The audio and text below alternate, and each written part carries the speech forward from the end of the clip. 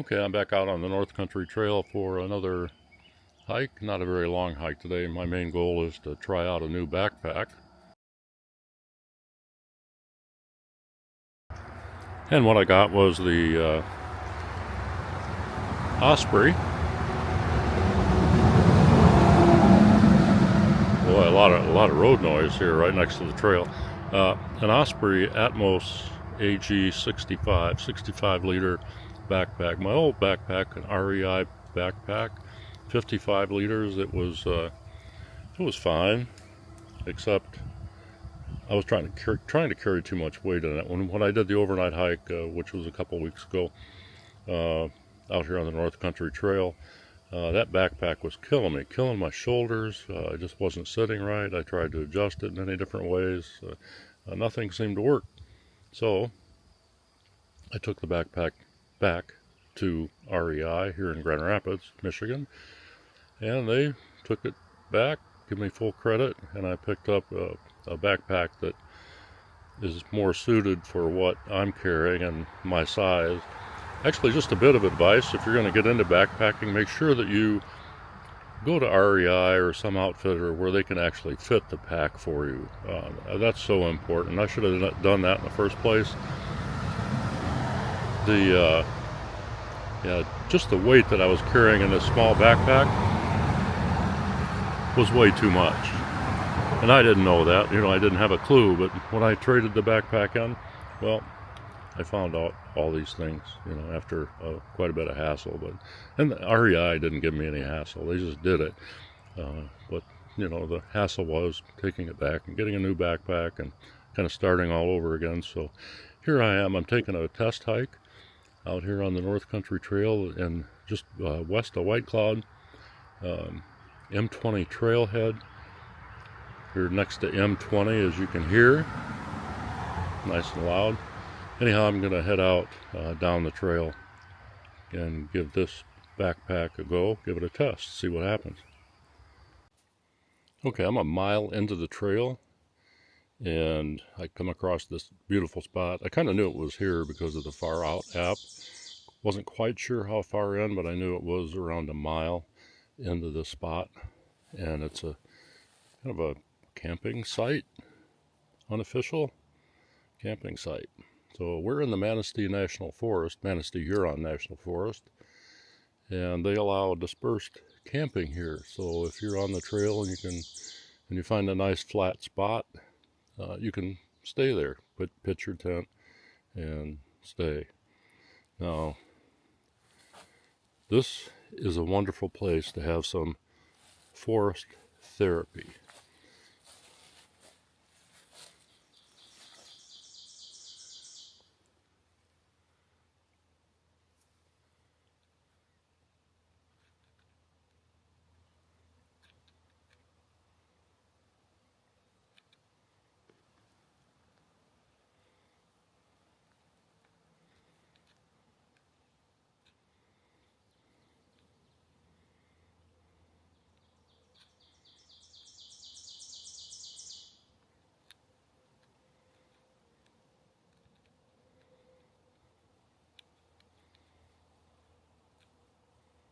And forest therapy is exactly what I'm going to do. I'm going to take a little break here, even though it's a mile in, and just soak in the surroundings, the nature, and the beautiful scenery, obviously. So take a short break, and then my goal is to, with this new backpack, is to get about 2 miles down the trail and turn around and go back. Actually, my goal for the day was to redo the hike that I did about 2 weeks ago with a group of people, the new backpacking group. And I wanted to redo that hike north out of Bitely up to Shawclaw Lake and camp there the night. Try that out with a new backpack. But, time kind of gets away because we are leaving for Texas Sunday, and I just have a whole lot of things to do, so I really couldn't spend the better part of 2 days hiking. But this is the alternative. I'll hike up here a couple miles test out the new backpack, hike back, and get about 4 miles in and see how it goes. So, yeah, for now, I think I am going to sit still a minute and take this in.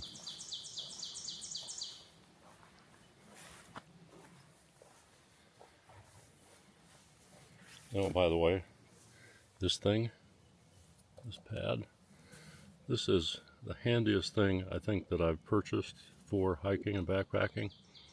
I'll tell you, when I'm setting up the sleep system inside the tent, my knees go on here, and that works out real well. And I set it beside my mattress at night, so if I have to get up, I can put my knees on that, and I'm good to go. And then plus it's a nice pad where you can just sit. So this is really a great thing. Oh, I make my own electrolytes. Much cheaper. I'm a cheap guy, you know, so I do that. Okay, time for a break. Well, this is the same creek that we saw when I was at the rustic campground just down the trail a little ways, and really a nice bridge to get across. So I think this is the West Michigan chapter of the North Country Trail Association, and they do a great job maintaining this trail, and I want to thank them for that. They work hard at it, and it's all volunteer, even though this is a national forest I'm in, the Manistee Huron National Forest. And it's maintained somewhat, I guess, by the U.S. Department of Agriculture. But volunteers, I think, do the bulk of the work out here on the North Country Trail.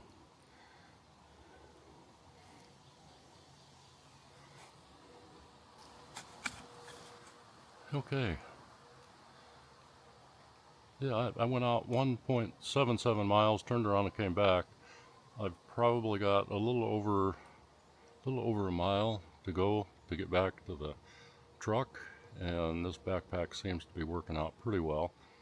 You know, something I didn't mention when I was talking earlier, and that was